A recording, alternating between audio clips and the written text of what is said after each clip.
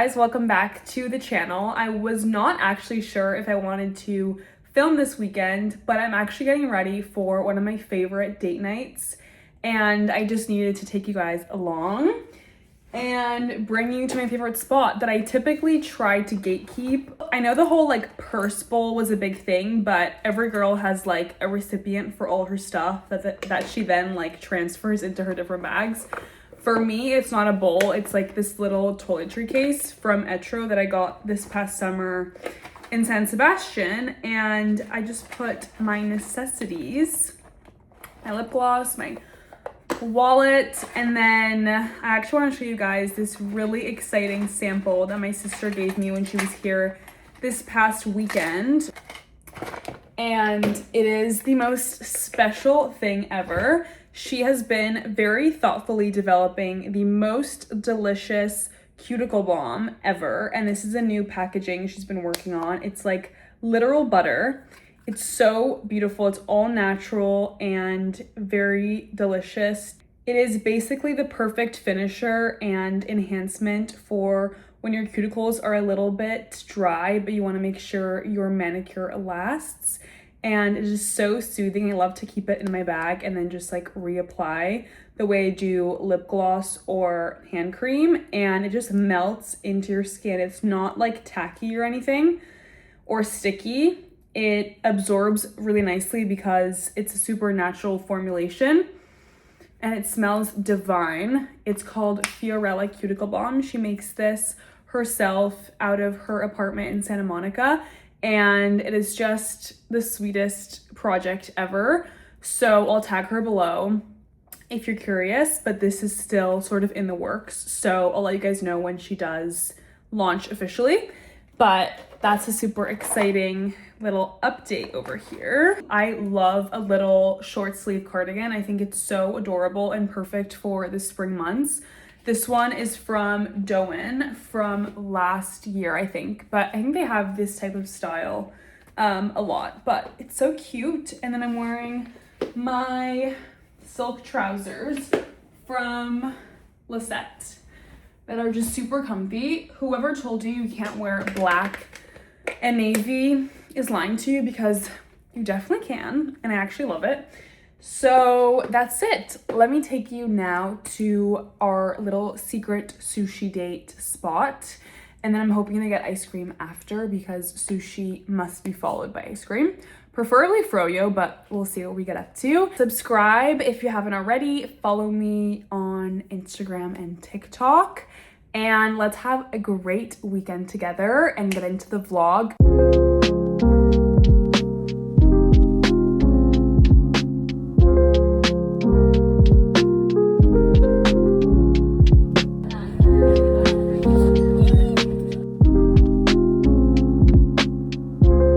Vlog. It is a beautiful Saturday. I'm about to meet up with an old coworker who is the sweetest. I haven't seen her in a little bit, so we're gonna go grab coffee here in Greenpoint at Bakery. I might not vlog just because I'll be catching up with her, but after that we want to get ceviche, my boyfriend and I, at Mariscos Submarino, which is such a fun spot. And then we have a birthday at a beer garden in Williamsburg.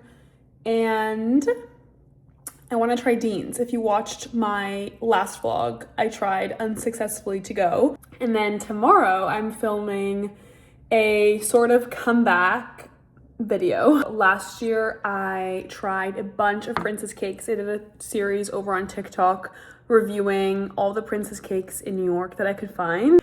And tomorrow I'm trying this small independent baker called Tia, and I'll show you guys the princess cake. I miss my series, so I'll do a little revamp of it and maybe try a few more. So yeah, let's go to bakery or Bakery. I don't know what it's called.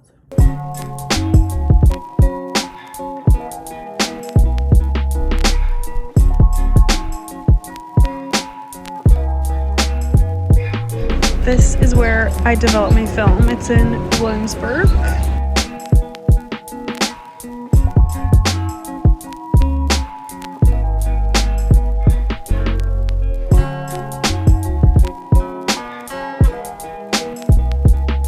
morning vlog. vlog. Happy Sunday. I want to debrief Dean's with you guys, but I'm just doing a really quick makeup to go pick up some princess cake. If you guys didn't know, last year I did a little princess cake series over on my TikTok. If you want to catch up with it, I'll link my TikTok below. But I reviewed a bunch of princess cakes in the city and compared it to the Santambrose one, which is the OG, if you know.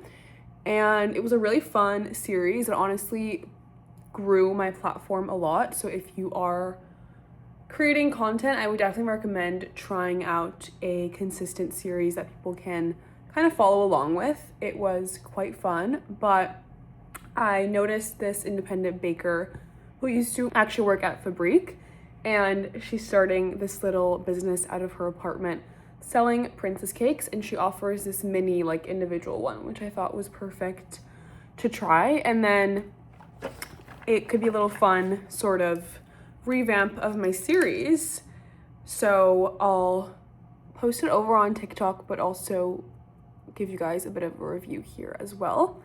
And that's it. Later today I'm going to catch up on editing and pick up my parents from the airport, so I'll show you guys a little bit more of my Sunday. Quick review on Dean's since I chatted with you guys about it. We ended up putting our name down around around 5, and I think overall the experience with the host was a little bit off-putting. I think they're still trying to figure out how to manage the walk-ins because it was a little bit unprofessional and kind of set the tone a little bit wrong for our meal. So just want to caveat with that.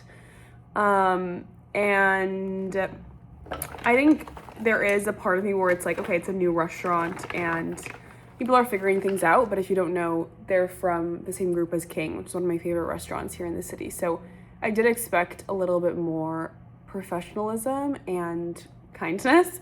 And they also are positioning themselves as like a pub. And so like a warm, friendly neighborhood spot that's like casual and evocative of the experience of a pub in the UK. So I definitely think that missed the mark. And I showed you guys a few clips of our meal, but I would maybe consider it more for like a late afternoon like Guinness or cocktail and oysters and snacks. I really enjoyed the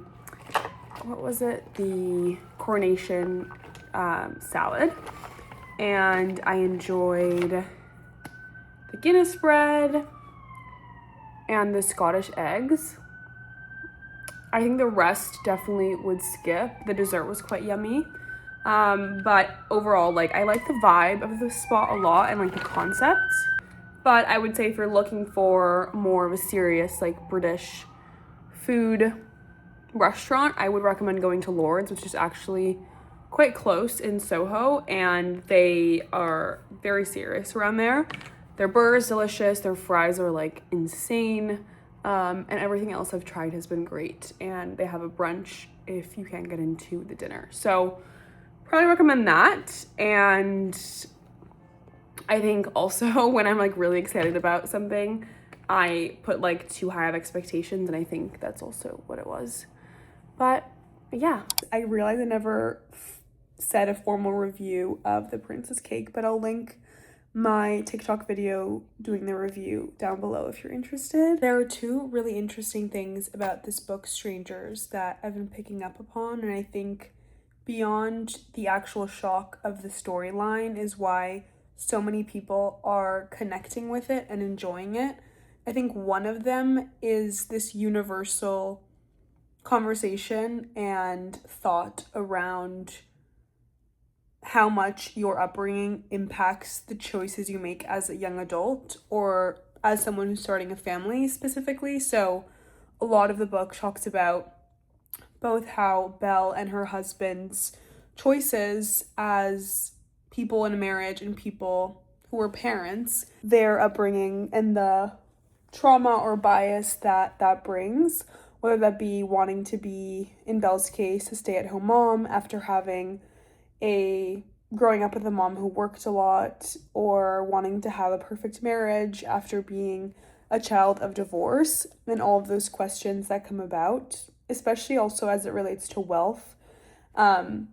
Her ex-husband, how the shame around his financial situation or the changes in his financial situation during his childhood impacted the way he approached work and family when he became an adult. So I think all of these topics are just so interesting to anyone in no matter what age, at least for me. Like, I'm nowhere near those two moments in my life, but I do reflect on them quite a bit, and I think this book really begs you to think about it deeper and think about those consequences.